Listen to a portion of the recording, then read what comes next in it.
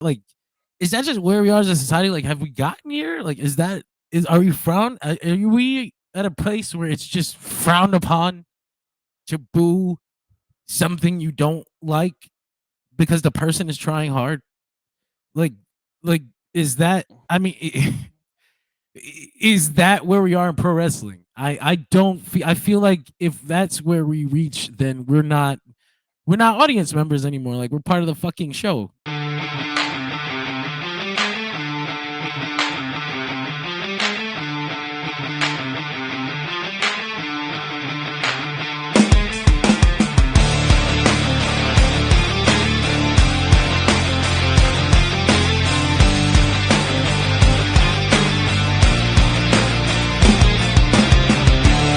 I'm breaking the fourth wall.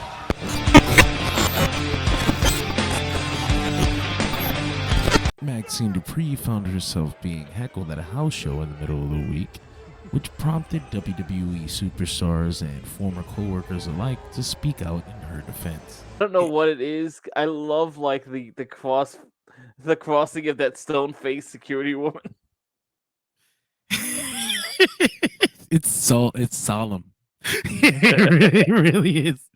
And so she got booed, and it was pretty sad because if you know how it works, right, then you know that this is someone who's trying their best, and she's not been put in a good position by the company.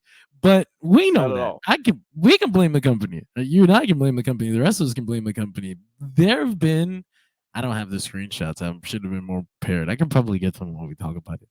There have been fucking wrestlers who are speaking out about Maxxine Dupri being booed and heckled, even though she's trying her best. Damn it! The first person to respond was Rhea Ripley. It's not just Rhea. I think it was Rhea Ripley, Ivy Now, the Maximum Male Models. Everybody was being supportive of the Maxxine, and that is great. That is awesome. You should keep being supportive of the Maxxine.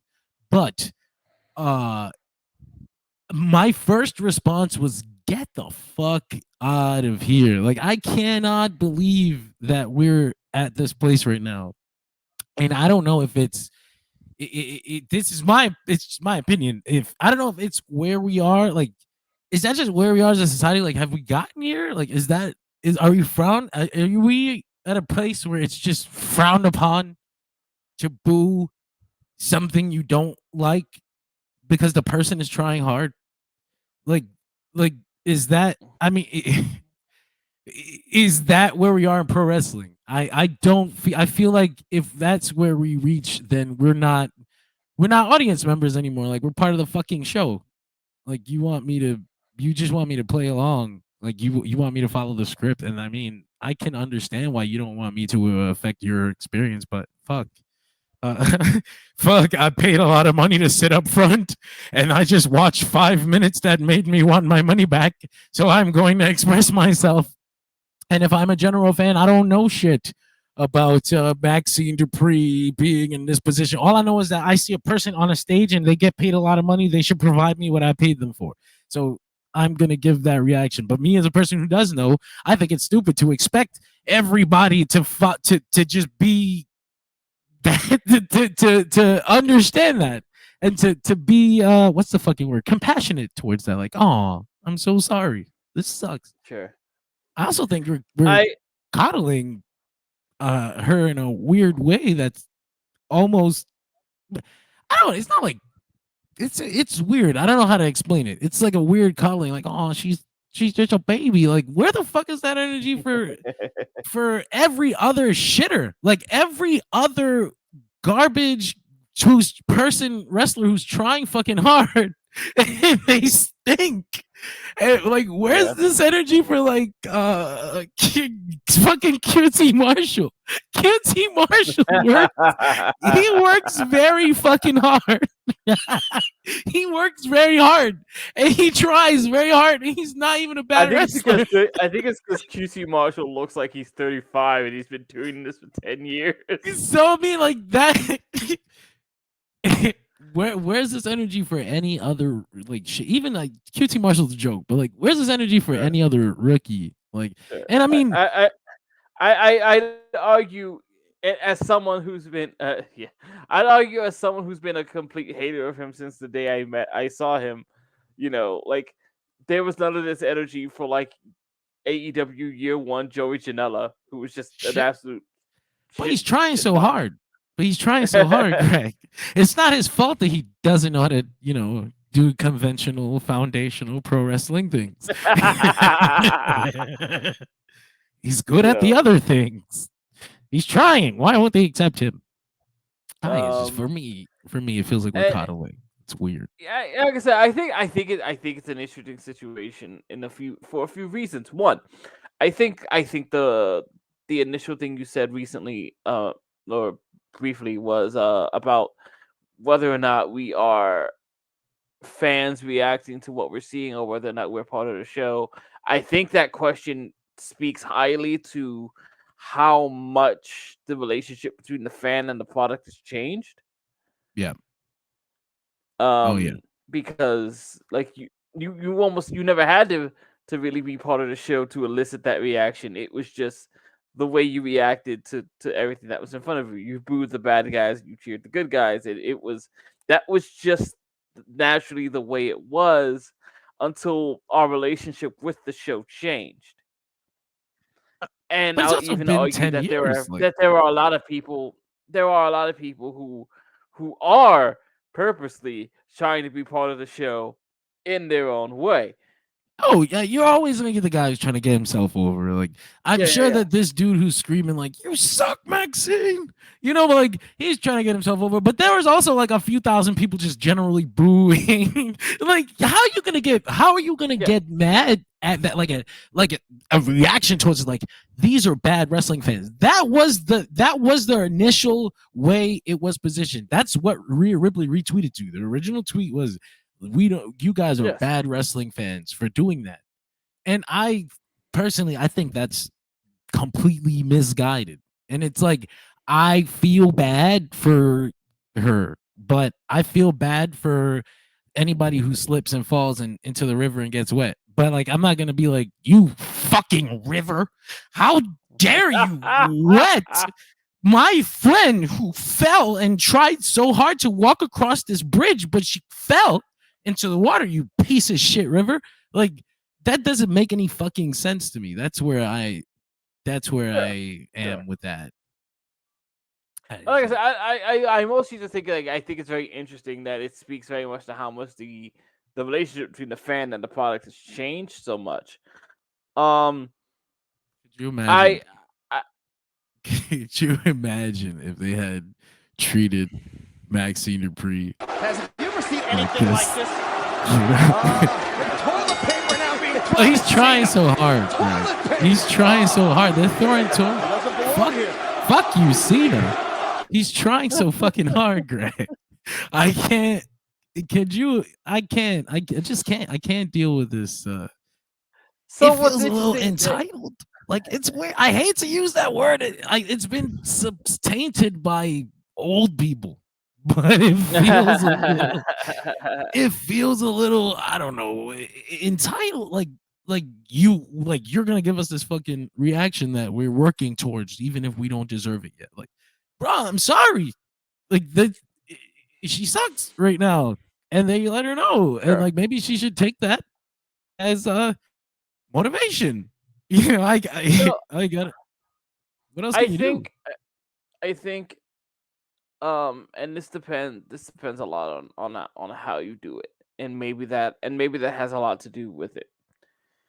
I think the idea is that you're hoping for what one might call the old whipwreck effect, Mikey, where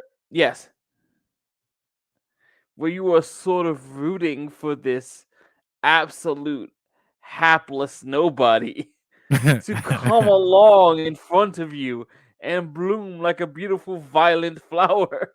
I don't think there's gonna be, as Mikey eventually does on TV and in front of several hundred violent, belligerent, very drunk and high Filipinos. Is that what they're called? I don't think they can call themselves that. No, I made that up.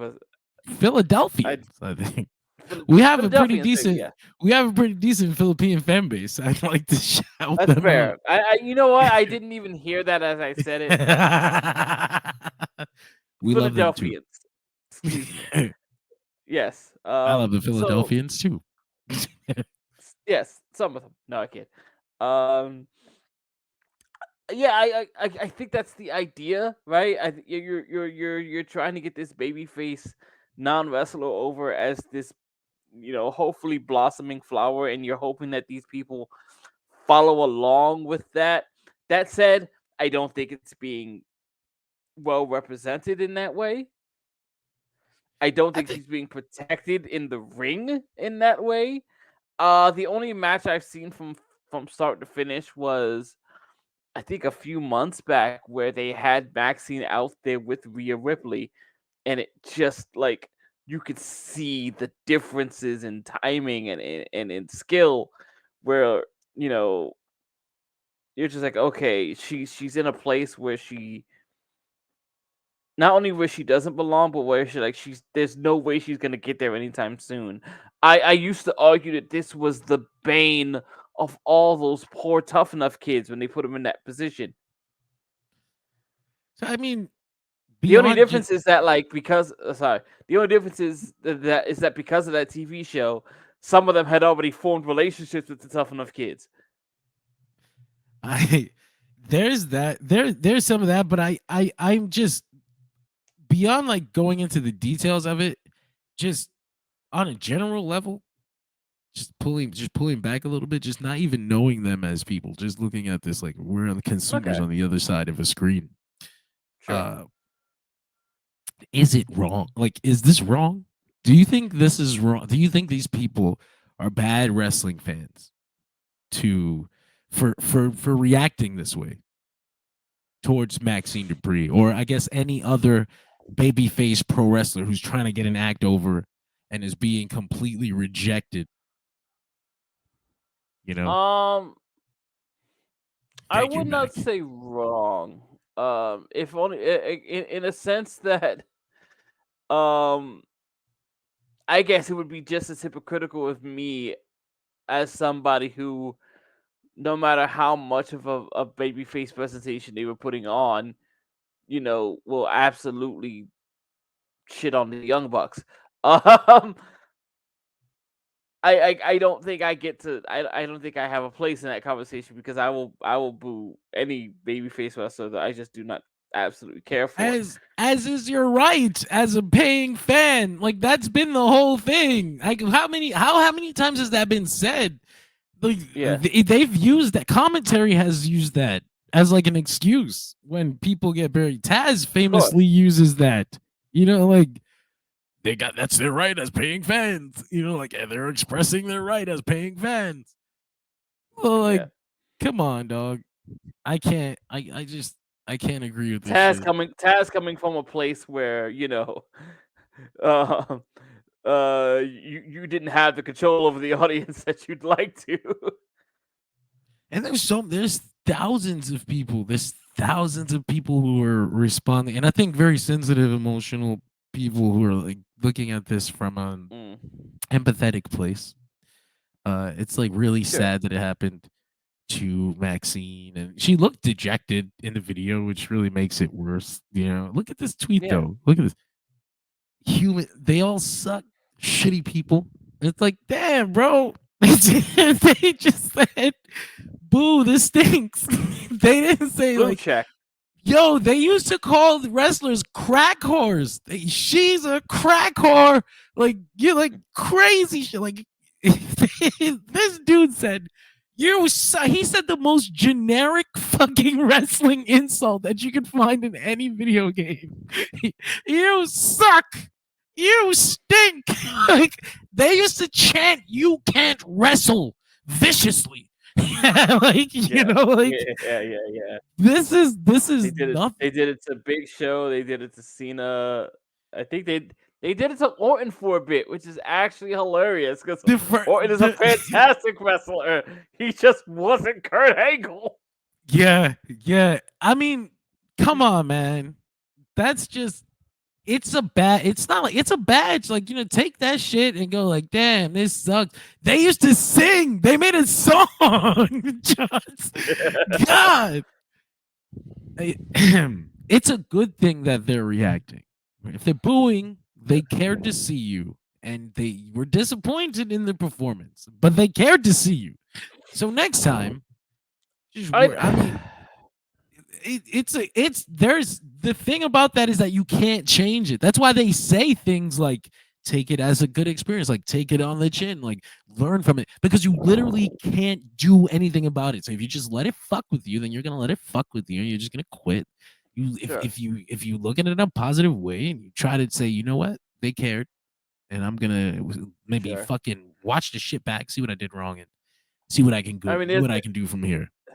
There's certainly something very real to saying, like, the worst thing you can do about that reaction is to immediately try to change it.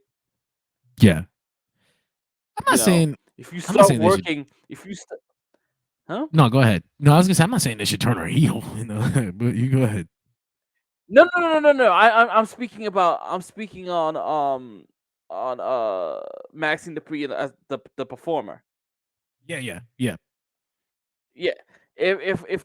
If you immediately try to go out there and change those people's minds, it's never gonna work. Like, those people are either just going to pull away from you even more, or like you're going to sort of overcompensate in ways that you're probably not prepared for. I say that. No, I'm sorry. I keep interrupting. I'd say that there isn't. It's okay. I'd say I stutter my thoughts at times. I'd say there is a genuine opportunity here when you read those tweets and when you think about some of the things that people are saying, to actually get from that part of the fan base that sort of empathetic Mikey Whipwreck like reaction, to where you've already got a section of people who are just like, no, she's coming along. Let her have her journey. And if we let her actual booking reflect that, we can do something here. Yep. Well, I mean, let's But see. like most of the time, she's just in matches. That's what I'm saying. They've already kind of shown that they are not going to handle that very well. Like, they've already put her in this position where this happened. Like, I don't have any faith that they're gonna fix this, and I feel bad for Maxxine, but I also am not gonna blame the fucking fans for saying how they feel. They didn't disrespect her. They didn't call her out of her name. They didn't say anything misogynist. They didn't say anything sexist. They didn't say anything wrong. Motherfucker said, "You suck." I can't. It doesn't get any more clear than that. That guy thinks I suck. Which is why I think so much of the vitriol to that reaction has to do with the idea that from the wrestler standpoint there either was, and from the fan standpoint they believe there to be an actual visceral reaction that came out of Maxxine to that negativity. Can we look at that again? Like, let's check it out again. It's like 5 seconds, like 10 seconds. Let's see this. She looks sad. I mostly mean backstage, but yeah. Okay, but I mean, I guess there's a reaction that the fans grabbed onto on Twitter, and that's why they're calling people shitty humans.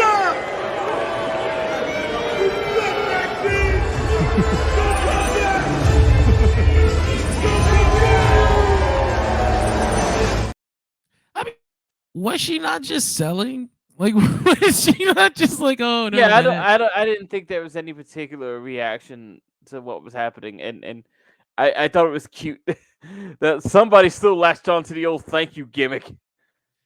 Oh my god, I forgot that she even did that. I forgot that is an easier move than you think it is, especially when they set it up with the girl on the second turnbuckle.